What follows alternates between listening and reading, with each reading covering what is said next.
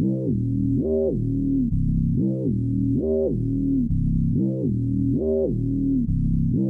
some candy? I have come here to chew bubblegum and kick ass.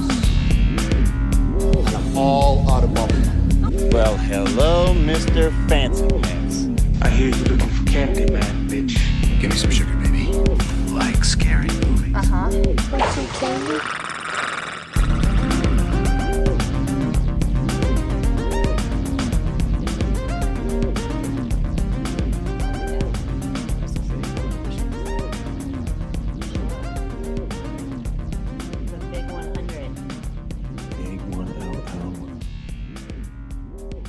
What's up, Candy Killers? Welcome back to another episode of Monster Candy Podcast and another episode of our Silver Scream series, where myself, Screamin E from the Memphis Murder Men, and Oubliette Sparks from Tsunami Bomb are going to cross streams and talk about Charles Barton's 1948 Universal Monsters comedy, Abbott and Costello Meet Frankenstein. Welcome, And everybody. it's the 100th episode of Monster Freaking Candy Podcast. It is. It is, in fact, the 100th episode. So, And you're I'm welcome. way more excited than E is. I don't know why, Yes. but it's a thing. I'm excited. I've been excited. And we took like a 2 She week has been. break. And I've just been like, dude, it's going to be 100. What are we doing? And I'm like, So- whatever. Yeah, he didn't care. He's like, whatever. Renfield, Evil Dead Rises. And I Yeah. was like, you know what? I'm going to this old ass theater and I am seeing a creature feature. And it was this movie. And I was like, so let's make this the 100th. And he was like, okay. It's exactly how it went. About that excited. So- It's a fun one to do. I'm down with it. No, I mean about the 100th episode. Yeah, I mean, it's a fun one to do for the 100th episode. So I was okay with it. Getting E excited is like not very easy, guys. Unless it's Little Richard. Or 120 Days of Sodom. Yes. For that. It's because I love lizard people. And I just I need mean, to discuss them. I love them too, but I Yeah. have my limits. All right. Well, before we get into Abbott and Costello, I think it's time to talk about some.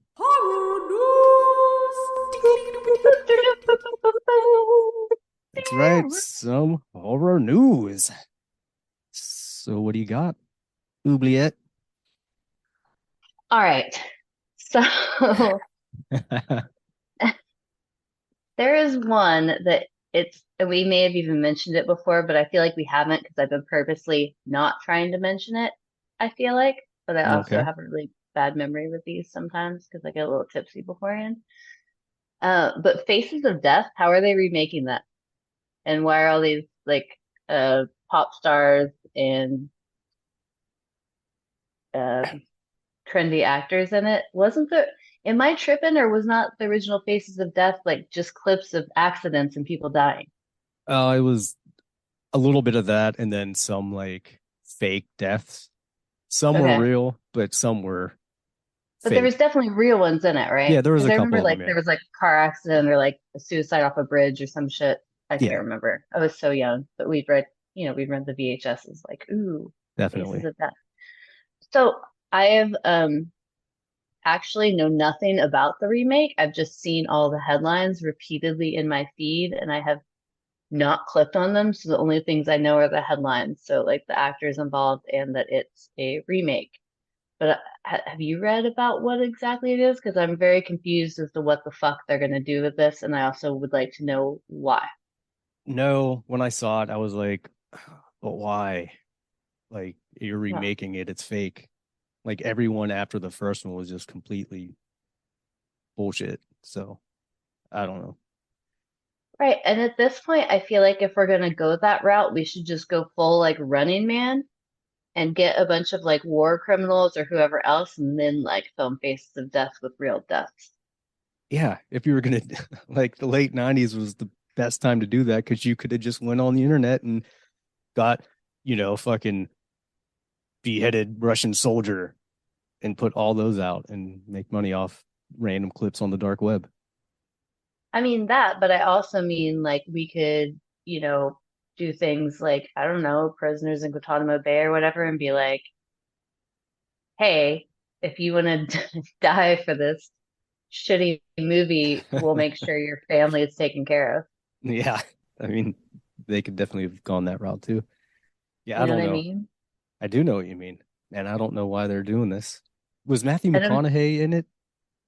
it's, I don't know. It's like it's some pop star. It's a bunch of fucking people. I've Right. really been trying to like not pay attention, but then today my feed was full of it again. And I'm just like, I have to mention this because I need to like purge my mind of it. Yeah, I know Matthew McConaughey is the voice of Elvis in uh Agent Elvis, that Netflix cartoon series. Interesting. I haven't Which is, watched it yet. How is it? I haven't watched it either. Mills actually messaged me. He was like, dude, have you watched it yet? I was like, no, dude, I don't have Netflix, so I gotta find it somewhere.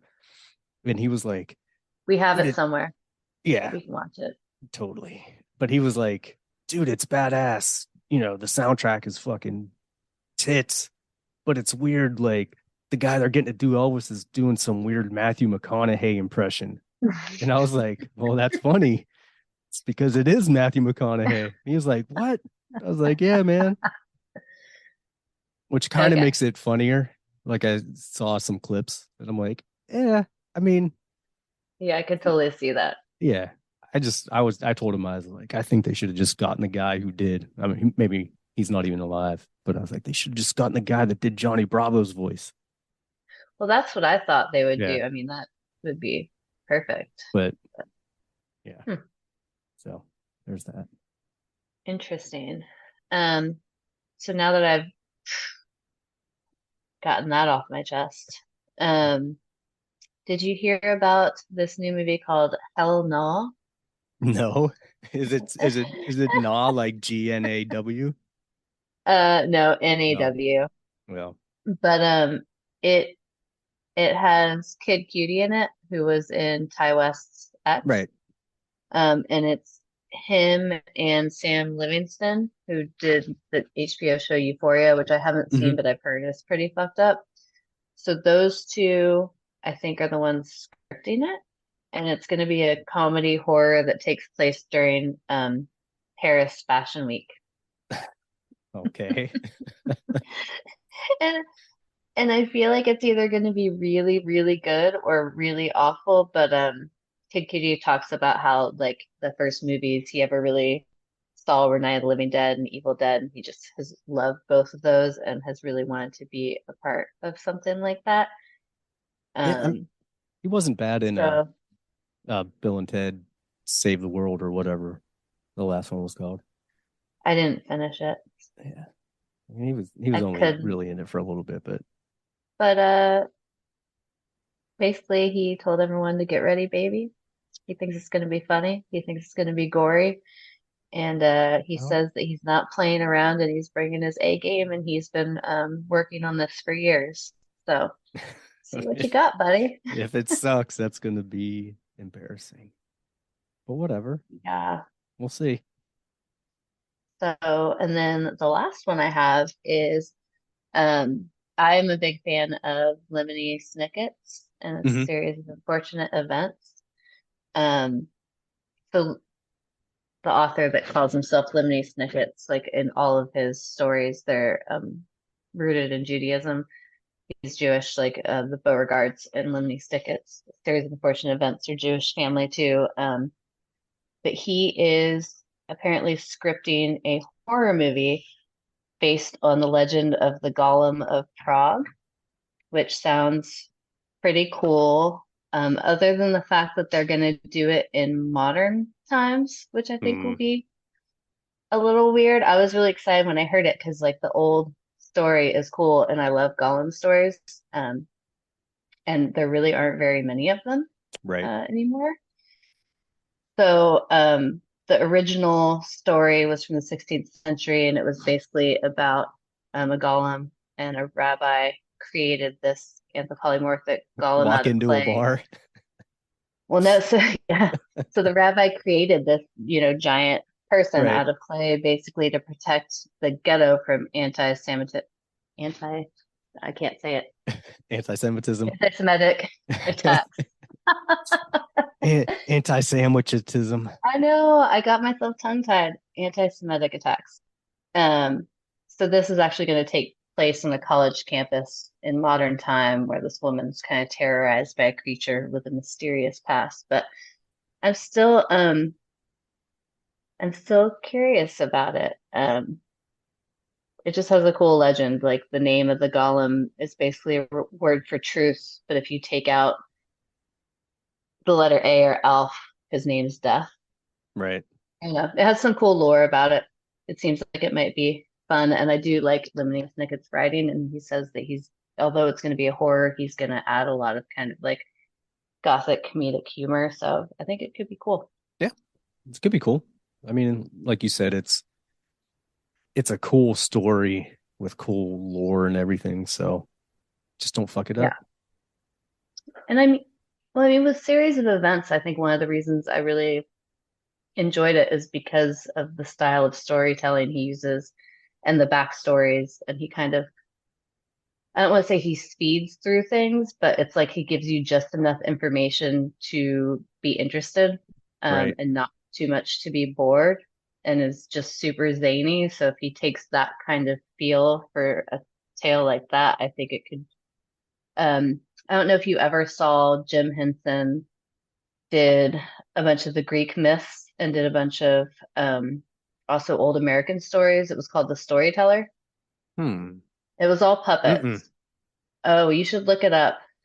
We may have it on our thing, but yeah, it was called The Storyteller, and the Greek myths one was good, but just the regular Storyteller was great. But it was all those old creepy kind of lore things, and the Jim Henson Muppets. It was Right. just like ultra dark. Like kids nowadays would freak the fuck out if they watched it. But I could see this having that kind of feel to it, which would be really cool. Yeah, that'd be tight. Oh, good old Jim Henson. Yeah. R.I.P. Fucking what's that? He's hanging out at the Rainbow Connection. Lovers and dreamers. Yep. Cool. All right. That's what I Well, got. all right. I got two things that I'm going to talk about real quick. So the first is Godzilla Kong. Number That, two. yeah, which I'm all about a monster movie, so I'm down for it. Mhm. Although, I don't know, I'd rather them be separate. Like the tag team thing is cool for a one-off movie for me, but I don't know. And from the trailer, I mean, it looks good from the trailer, and it looks like to me they're going to be facing someone that's a combination of the both of them somehow, but hmm we'll see. So there's that. I guess that's coming out next year. And then this one I'm actually kind of excited for the last voyage of the Demeter.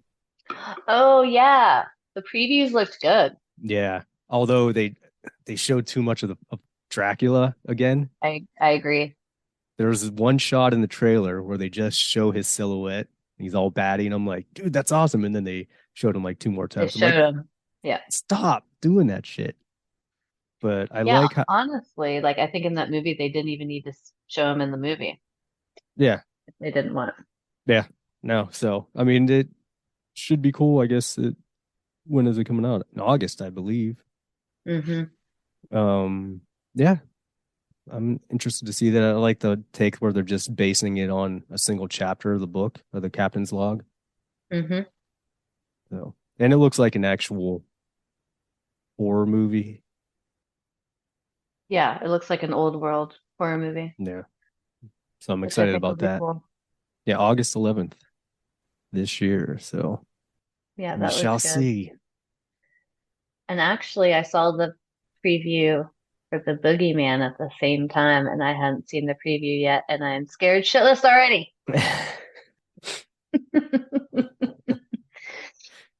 That one looks like it could be all right too. That's just that is like you want to know how to scare me? That's it. The family in a haunted house thing. Like still to this day, if I hear someone clap twice, I think of The Conjuring and I get freaked out. Like I just have to hear that and I'm done. I'm like, I'm getting the fuck out of wherever I am. It's over. It's done.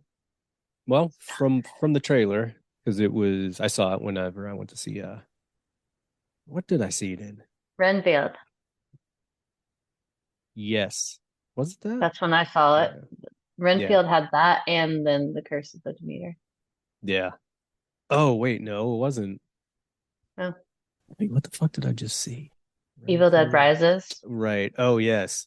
Okay, so it was Renfield. Evil Dead Rise. So I told you about it on text. Like we get there, and I get there like 10 minutes early, so I can get my popcorn, get in my seat. And then when I bought my ticket, there was only one other person in there. I'm like, sweet. And then it got filled up. Like 15 more people came in. And then they forgot that there was and I went in at 11 o'clock in the morning.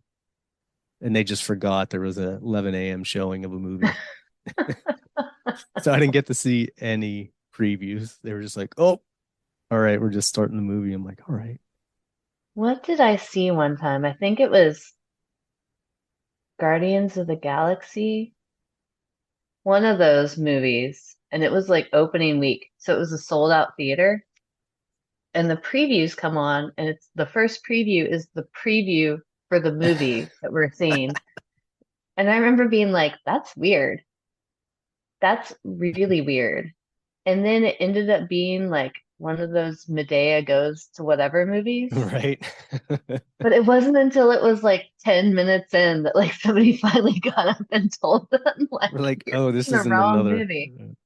Dude. Yeah. So it was already going to be like a 2.5 hour long movie. And I think we ended up being in the theater for like, I don't know, Yeah.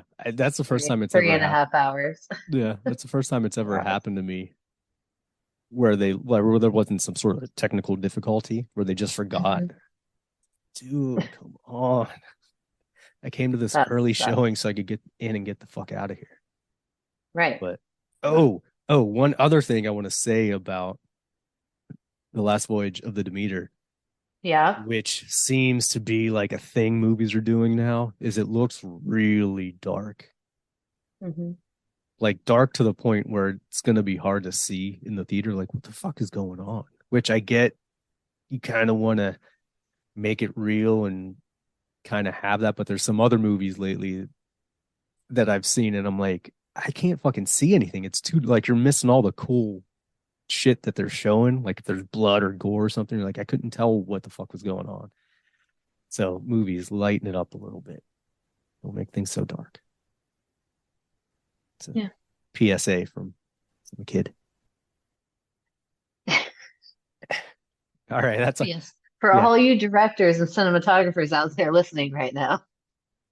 Get it together. That's all I got though. So that's all we got for Pew, pew, pew, pew. more news. All right, let's get into Abbott and Costello meet Frankenstein and Dracula and the Wolfman And the Invisible Man. and the Invisible Man, which I totally forgot. Like, I haven't seen this movie since I was probably like 4, because USA used to run these Abbott and Costello and Three Stooges and stuff like that all the time. And we didn't have cable when I was a kid or ever. Well, we had it for a little bit because we were stealing it off our neighbors. They knew, but we had our line on there too. But I would go down my Grams and me and my pap would watch all these. So I was sorry, there's like a little soft spot in my heart for Abbott Costello. So I have a confession to make. What is it? Confession time. I went in the theater thinking Abbott and Costello were Laurel and Hardy, Uh-huh. which I have definitely seen movies from both when I was younger, but it's just been so long that for some reason my 41-year-old brain switched them. And so it starts and somebody starts talking, and I was like, what's going on? Because Laurel and Hardy was silent, right? Or did I switch that too? No, I don't know. I don't think they were silent. Maybe they weren't. Okay, I mean, so I they might switched they up. might have been both actually. Yeah, they might have been both. I'm gonna have to look this up. Um, a funny thing you said that, and actually, you're not the first person that I've heard do that get them confused. Cause, well, I don't know if it's because, but the Okay, weird, they did silent and voice. right? I thought so. I'm not It, totally crazy. no, speaking of Laurel and Hardy, this is the weird thing. So my guitar player brought this up to me, and he was like, "Dude, it's so weird." I think it was him. I don't know. Someone brought it up to me and was saying how weird it was that Scooby Doo used to have Laurel and Hardy in their episodes, but they were already dead. And I'm like, I never thought about it. I'm like, oh, yeah, yeah, that's weird. Like, I know Scooby Doo was, Yeah, that was in the 70s. yeah, so I probably wasn't too far off from them being dead, but it's still weird. Like, these people from the silver age of Hollywood, from the silent era, and you're gonna have them in. But I don't know. I remember in the 80s, like Laurel and Hardy were still a thing. So Yeah, 65 is when the last one died. But I right. mean, yeah, but Scooby-Doo also just redid the 13 Ghosts or whatever, and Vincent Hmm. Price is fucking dead. So Yeah. Yeah. I mean, I thought they were going to replace him, and then I watched it and was like, really? Really? Why are you doing this again? Because it's not going to be better than the first one. it's not going to be better than the first one. There's literally no point. The first one is great and does not need to be changed. But yeah, good old Abbott and Costello, Bud Abbott and Lou Costello. Yes, I like them better than Laurel and Hardy. Yeah, yeah, they both had their, you know, there's definitely more an Abbott and Costello fan than Laurel and Hardy. But I was a fucking Our Gang kid. Like the Little Rascals were top notch. I was never big into Little Rascals. I liked it, but I was I was big into Three Stooges. I was Three really Stooges, big yep. into like Dennis the Menace, Hmm. Mr. Ed. Oh yeah. Uh, Later than that, I loved Gilligan's Island when I was a kid. I always Yep. stayed up late when I was young. So Nick at Night, and late night Disney was like my shit. So all those Uh, old things. I remember adults thinking I was super weird because they'd be like, "What's your favorite show?" And I'm like, Dennis the oh dude, that Menace, was Gilligan's Island, and you know, prime fucking when you're at home from school after the 700 Club got done on whatever fucking channel that was on Fox. Then it was Gilligan's Island, I Dream of Jeannie, all that stuff. loved I Dream of Jeannie. Still Yep. love all those. But yeah, I mean, I still watch the cartoons and the kids stuff, but like definitely not much of the older kids stuff. I either like the cartoons or like the old black and white and 70s stuff. Right, right. So But no, this was awesome. yeah, it's a fun one. Like I'll talk about the things I didn't like about it. This is on so many lists of top 100 funniest movies, Well, which I don't agree with. yeah, I mean, But there were definitely funny parts. it's funny. It's funny in like a charming, oh, this was made in the 40s kind of way. Slapsticky, yeah. Yeah, Well, yeah, and the mid-Atlantic accent. totally, All totally the popped up. women were like, "Oh, darling, what are we doing here? Why are we here right now? It was awesome. Of course, I'll take care of it." The the biggest thing I hated, like I hate this. Oh God, Hate. don't say the thing I love. I hate Glenn Strange as Frankenstein, as the monster. Dude, and it's so weird that three actors in this movie have played Frankenstein. Right. Yeah. And it just bums me out. Like everything about him. I hate the masks. I hate pictures of him. I hate him. I'm sure he was a nice guy, but I I hate also looking at him. I also don't understand the title of this movie. Right. Frankenstein was a total afterthought. Yeah. Um, like I think acting wise, the guy who played Wolfman fucking knocked blew everybody out of the park. Well, yeah, Lon Chaney Jr. is fucking awesome. Yeah, but like, I mean, so is Bela Lugosi. But in Hmm. this movie, the whole time I was like drawn to the guy playing Wolfman. I'm like, dude, this Hmm. poor guy, he's just trying to help everybody out. He's really bummed that he's going to turn into a wolf. But then when he's a Yeah. wolf, he's still super entertaining and like floated that amazing line of like being really funny in his Wolfman movements and Hmm. also being like true to Wolfman. Yeah. Like Yeah. Well, the scene where they're in the hotel is so cheesy the way he pounces and moves, but it's like oh yeah. so good. Yeah. A lot of people see, this is one thing I don't agree with either. Is a lot of people say Lon Chaney Jr.'s Wolfman makeup in this was better than the original, but I don't think so. I It's a don't think the makeup, but I think the changeover effects right, are better. I was right. surprised with how good the effects were in this for its time. Like they were Yeah, cool. yeah, yeah. But the makeup, there's something weird that they did. And maybe because he was a little bit older, maybe, and just doing the makeup again. But I think it was in the lack of definition of the shape of the face. It's very rectangular. Like if you yeah, look, there's no cheekbones or any definition. Like the fur looks like parts of it look like it should be longer. yeah. It was And it weird. all kind of like looks the same color. Yeah. Yeah, I there's no think, definition. You just yeah, kind of see this face. yeah. I think that's it. So yeah, Glenn Strange, thumbs down.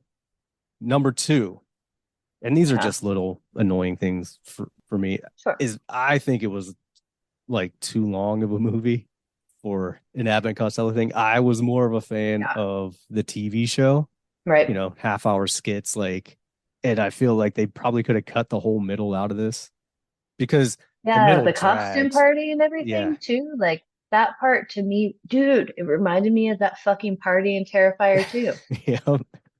where I'm like, okay, instead of a bunch of people in slutty costumes, it was a bunch of people who now were wearing costumes that were like not okay. It was like all headdresses and gypsy costumes. Yeah.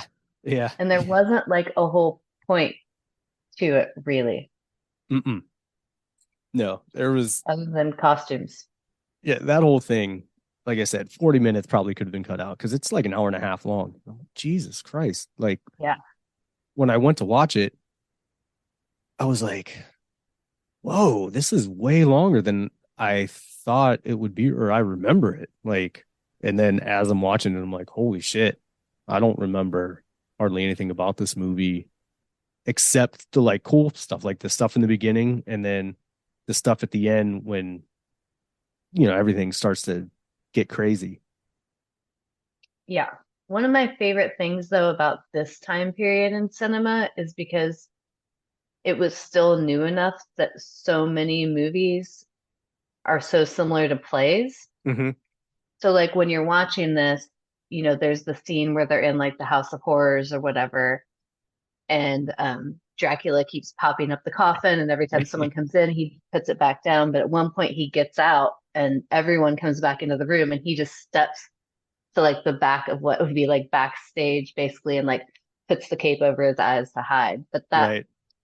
whole scene is exactly how you would write something in theater Totally. to where you would know what was going on. Whereas movies now, Dracula probably would have like left the room and it would pan to that and, go back and Right. forth Right.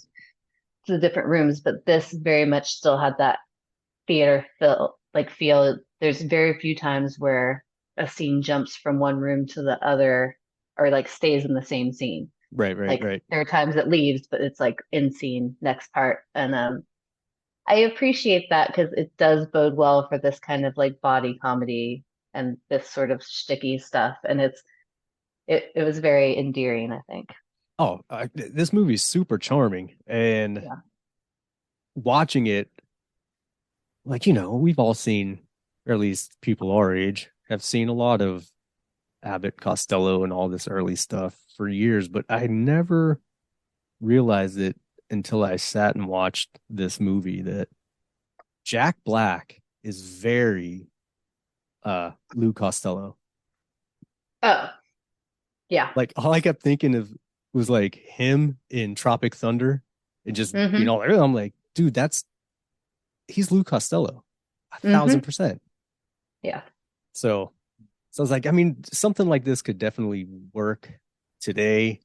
It just, because like I said, Jack Black's been doing it if you got the team from Werewolf by Night to do Oh a yeah. movie like this, I think that they would fucking nail it. Like whoever casted Werewolf by Night, cinematographer, director, all that. Like you got that whole behind the scenes team and we're like, bring back this style of movie, they would fucking knock it out of the park. And it would be really great. As long as they did it tastefully and weren't fucking assholes about it like some people like to be. It's like they Yeah. can't just like that's what I loved about Werewolf by Night. It's like they didn't try to get showy, you know? Right. Like they used the effects that would seem true to that kind of movie. You know, too many people now, when you see these throwbacks, all of a sudden there's like a fuck ton of CGI, like in the worst way possible, or whatever, and you're just like, come on, you just Look what fucking I can ruined do. it. Like Yeah, it's we like don't want to see that. yeah, and well, and on top of it, we know you can do it because we know the technology is there, but using shadow play and other things is so much more interesting in a world where we have fucking AI who could make a better movie than most directors. Right. I completely agree. Yeah, and it's weird to take something that's so out of context from the day and age and try and modernize it too much because you're like it gets there's so much that gets lost in translation that you can't do it. Just little subtle things are good, but when you try and do too much, it gets all fucked up. Of So, course. I mean, I'd um, like to see someone like Bill Hader and Jack Black do a movie like this. oh yeah, oh for sure, Like they would totally do good. And it would be funny as shit. yeah, I'm I'm down. laughing watching the movie that hasn't even been made in my head right now. It's hilarious. Yeah. Dude, so those were my complaints about it, and you know, like I said, just little things that I thought, but the things I liked about it, dude, the score of this movie was fucking Oh, awesome. it's so good. I was so surprised how good it was. I It was might be like my favorite really getting score, into it. yeah, of a Universal Monsters movie. I was like, dude, this score is fucking amazing. Yeah, I mean, for being something that was definitely more on the comedic side Right. of Universal Monsters, there was so much thought into, I mean, all of it, the score, the practical effects, the way the scenes were, the way they showed parts of faces on certain parts, like Bela Lugosi is very, like anytime he was facing someone, he was covering his mouth. Like they took a lot of time with the detail and what they wanted to do. But yeah, my biggest gripe with this, like yours, was Frankenstein. Not just that I think the character was like not great, but the movie's literally, or Frankenstein's monster, the movie's literally how they meet Frankenstein. Well, they don't. They meet Frankenstein's monster as well as most of the other Universal monsters. And Frankenstein's monster is sitting down most of the movie. Mm-hmm. Um, like I read that he was, so I guess they hired somebody just to be like a court jester. I don't know if you read this, but there was literally someone who would just come in and fuck up scenes to make them all laugh to keep it upbeat because they were worried about the tenseness of this cast doing a comedy. Right. And apparently, like Bela Lugosi loved him until he like mocked him, and then it was, It's all all this over is after that. over. Yeah. But it was funny because the Frankenstein's monster bothered me because he always looked like he was kind of smirking and like happy. And then I read that he was the one person who like could not handle Costello's jokes and this gesture guy. So almost every take they had to redo because he was fucking laughing. And I'm like, okay, so the fucking director should have been like, in the scenes with him, we need to not like Yeah. make it Don't worse do that. because it doesn't make sense. But yeah, it needed to be called something else and it needed a different actor because he did not, yeah, especially next to Lugosi playing Dracula Yeah. And and Lon then the Chaney Jr. Wolfman. Like Yeah. you're Who like you're like Chaney brought like a whole other depth to this movie because he had this like super caring, empathetic, like kind of right. passionate side. And you wanted to like him. It's like he was the most kind of serious thing to me or emotional thing in the movie. And it was Yeah, really for cute. sure. And then Frankenstein's monster was just like a fucking dud. Yeah, And I then when he mean, spoke, you were just like, oh, yeah. And I like mean, why? there's so much criticism of him and when Lon Chaney Jr. played Frankenstein, the monster. They're all so stiff and like, and it just, you don't really like a lot of people. I'm assuming a lot of people don't watch this movie often, so they see a lot of pictures and a lot of stills where, Glenn Strange is just stiff armed out and like, whatever. But Yeah. until you actually watch it and see him move, you're just like, whoa, this is bad. Like Karloff wasn't, I mean, he was stiff in some parts, but he was also very kind of agile and moving. Whereas, like, why would you play it like that? Like, you have at least two movies to work from, and you Right. do And that. and Frankenstein was sewn together, but like he's also alive. Yeah. I don't know. Yeah. Fucking Glenn Strange. Ugh. But that aside, I thought this was fun. I still think it's fun and silly and goofy. And Oh yeah.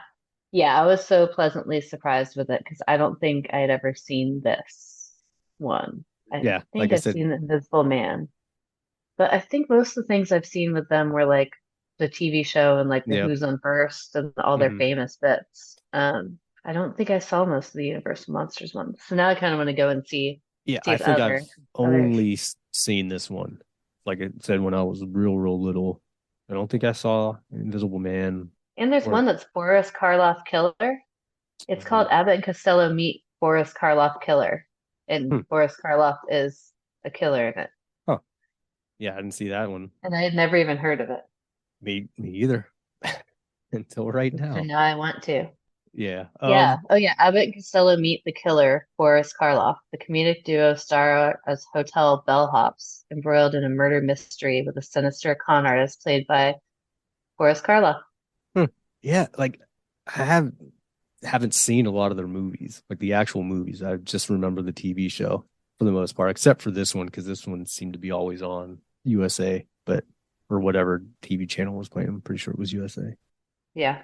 But yeah, even watching it, like when I started watching it again, I'm like, this is gonna be not as funny as I thought it was when I was 4. And then the longer it went, like Costello, Lou Costello, or Lou Costello would make me laugh, and just their He's dynamic. I'm funny. like, I'd giggle a little bit. I'm like, yeah, it's cute for sure. Yeah. Like the old theater we saw it in was one of the ones like they sold alcohol and like good snacks and stuff. And sometimes in the area of which I live in, people take things way too seriously. So I was a little worried about Right. how people would be. But no, it was really funny. People were laughing out loud and like being silly and having fun with it. So, and the couple times people had like laughing outbursts, nobody was doing the shh thing, like everyone would laugh with them. So it was cool. I was very pleasantly surprised, and it was definitely like silly, good fun. And it's cool to see, hmm some of the actors that played these monsters in their other like more serious Right. forms do a movie like this. I had no idea that Bela Lugosi was Dracula in it, so I was super psyched at the beginning when I saw his name come up. I was like, "Oh shit, really?" Yeah. And he Um, he did it. He did a good, funny yeah, Dracula. So yeah, it's just so fun. Like, so even it's funny. I really like the Wolfman in this, and even hmm Invisible Man, who's only in it for a second, but even Dracula, like some of it. I yeah, would say that would be the second most annoying thing for me. I think that they should have had him lighten up a little bit. maybe a Um, little bit. maybe take a page out of Nicolas Cage's Dracula book. Yeah, we'll get to that. We will get to that one day soon. Yeah. It was just too dry, I think. Or like he should have gone like even more stoic and dry to like make it Right. awkward. But it just he seemed kind of mismatched for the movie in part. Towards Yeah. the end, I feel like it loosened up and his character seemed more in place, but by that time it was when the movie was kind of getting too long and you're just like, all right, Wrap it come up. on. Yeah, what's going on? I'm losing interest right now. Yeah, this is a movie I definitely think you should probably see in the theater, or would benefit you more seeing it in the theater. Because watching it Yes. at home, and I've watched it twice already, and I'm like, holy fuck, this is long. Yeah. Yeah, I'm glad I saw it in the theater for Yeah. sure. Because you get other people giggling and laughing at stuff that might not necessarily be funny if you're watching it alone. And that's what I've noticed from going to the Orinda Theater and watching a lot of the old sci-fi and horror movies. Is there's a lot of unintentional funny stuff when you're in a crowd of people and watching an old Oh, movie. totally.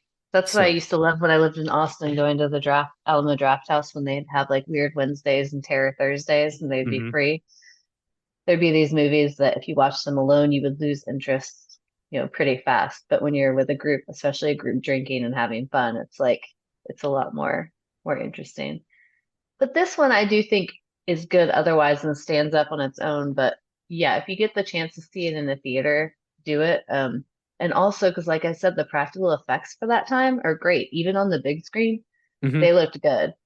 Like Oh when I yeah. saw Evil Dead at the drive-in, like there Mhm. was stuff that looked like shit that big. And I was like, wow, I can't believe how bad some of this looks. Yeah. It's still Well, awesome and I love that movie, but this one, like the practical effects were actually and the special effect, like everything they used, they were actually pretty good.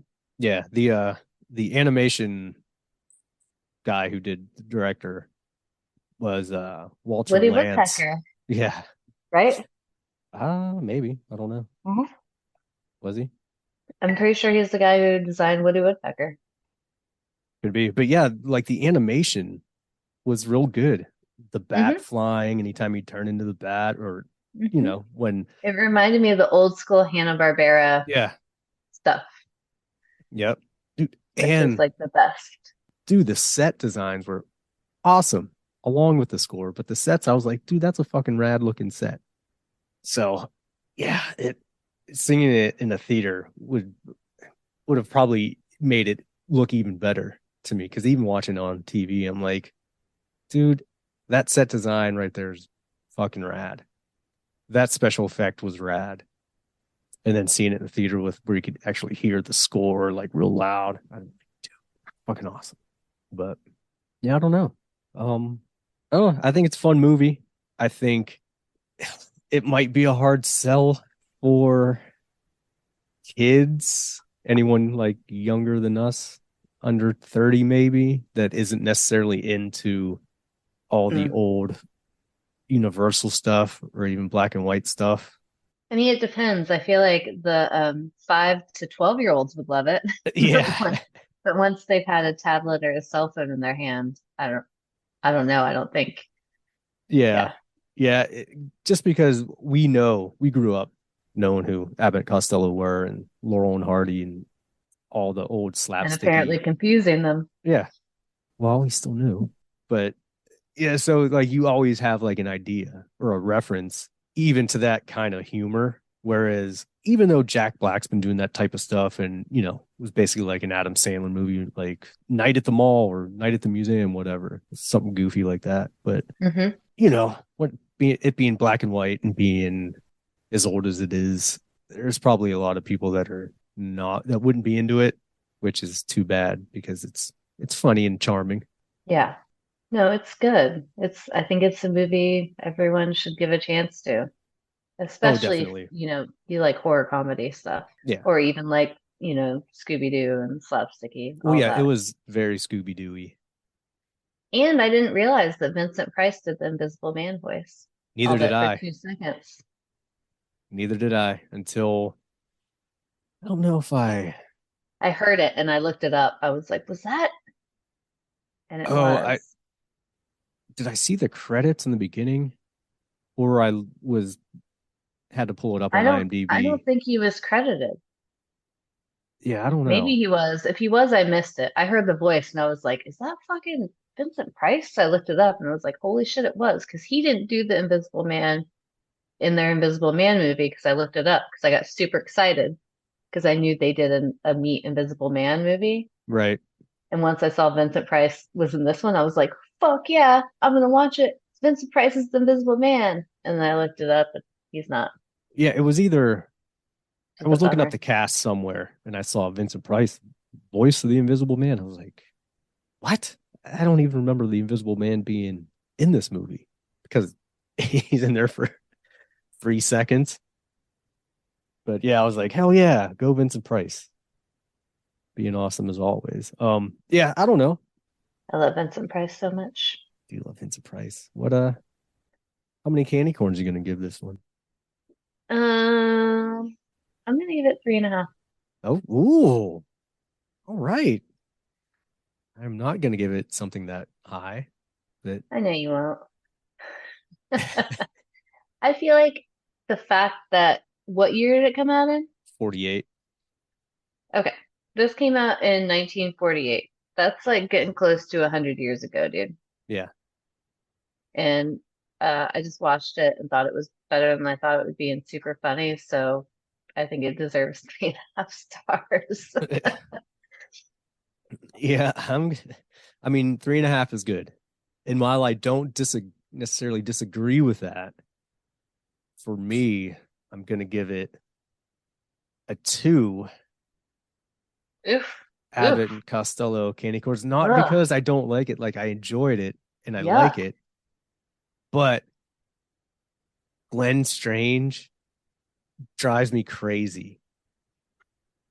Like I have a visceral reaction to his monster makeup. Like I hate it. I hate it so much.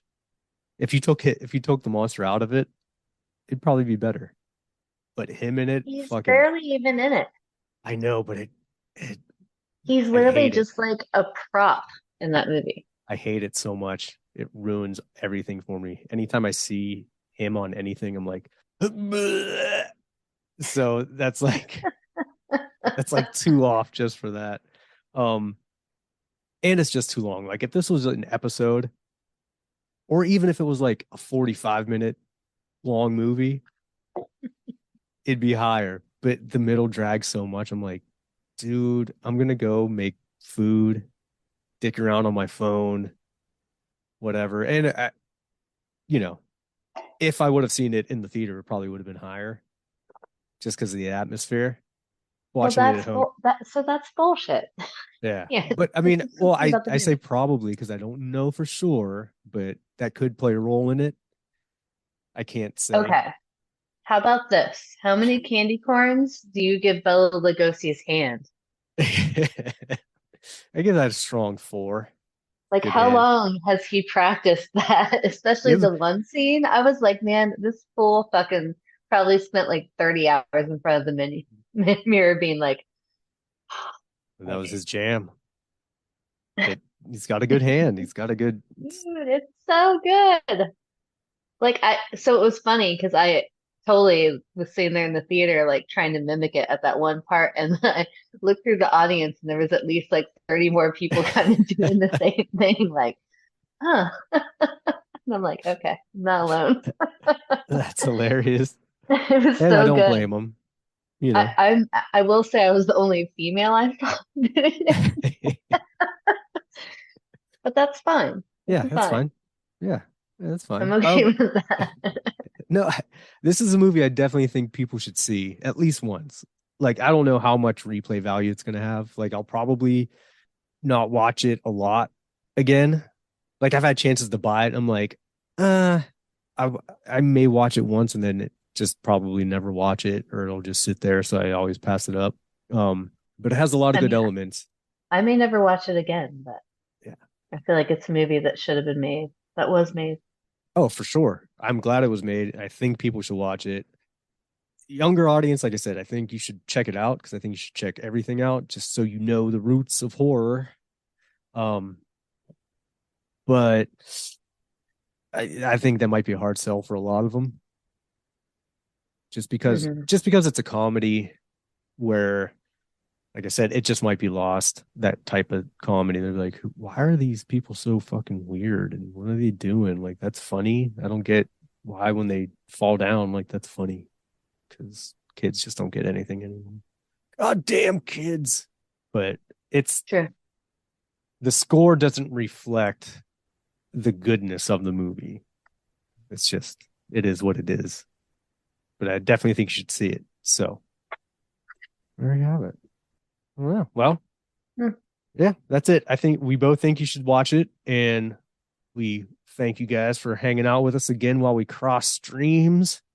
And we got some Blah, blah, blah, blah, we got two blah. good ones coming up.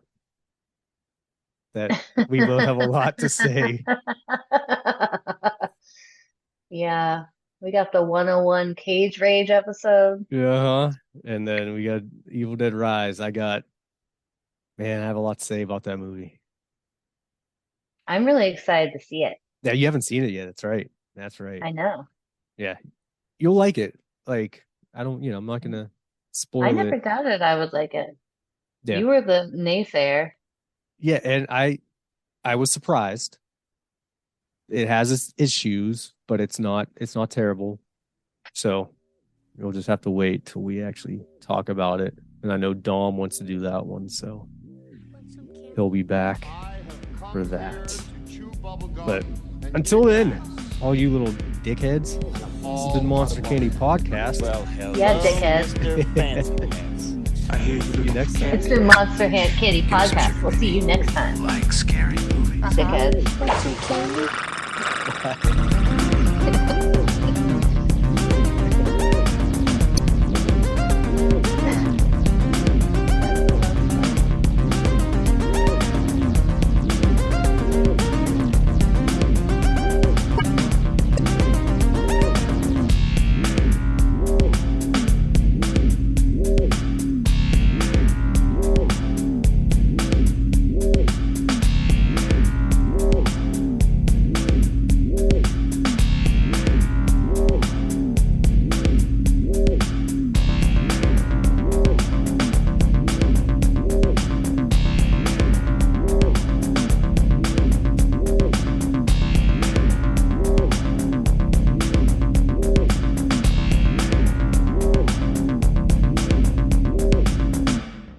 Groovy.